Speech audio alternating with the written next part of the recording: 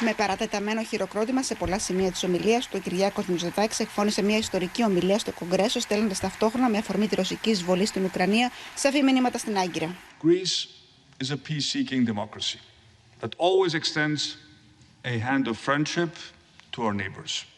We're always open to dialogue. But there is only one framework we can use to resolve our differences: international law and the unwritten principles of good neighborly relations.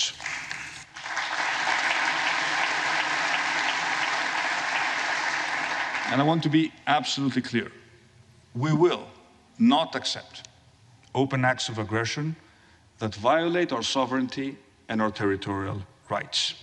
And these include overflights over Greek islands, which must stop immediately.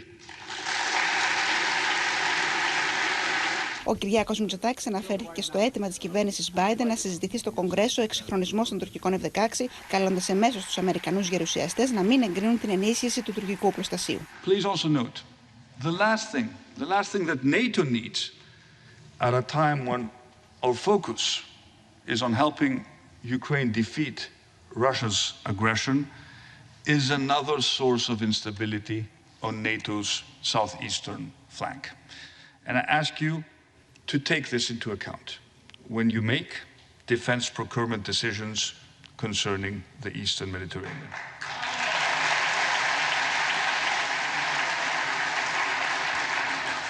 The United States has, I believe, vital interests in this part of the world.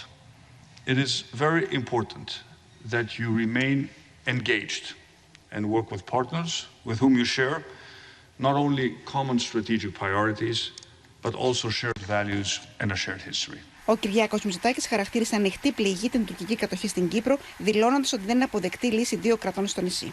And speaking of open acts of aggression, I ask you, esteemed members of Congress, not to forget an open wound that has caused Hellenism unending pain over the past 48 years. I'm referring to the invasion and subsequent division of Cyprus.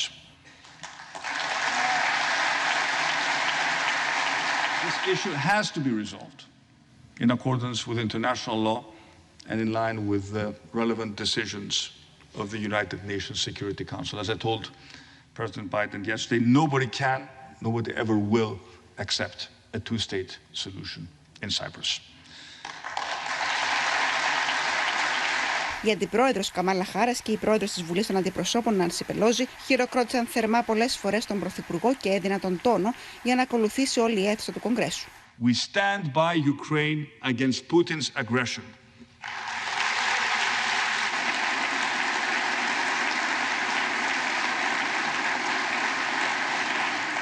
We delivered humanitarian aid. We supported the Ukrainians with weapons to help them defend their homeland. Η Νάνση Πελόση δήλωσε εντυπωσιασμένη από το περιεχόμενο της ομιλίας του Πρωθυπουργού, συγκρίνοντάς την με εκείνη του Τσέχου Προέδρου Βάτσλαβ Χάβελ το 1992. Wasn't it wonderful?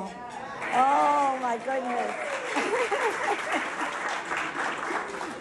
I think we have had the most brilliant inspiration. I told the Prime Minister after his speech that I've heard many addresses to the joint session of Congress, all of them historic and interesting and wonderful.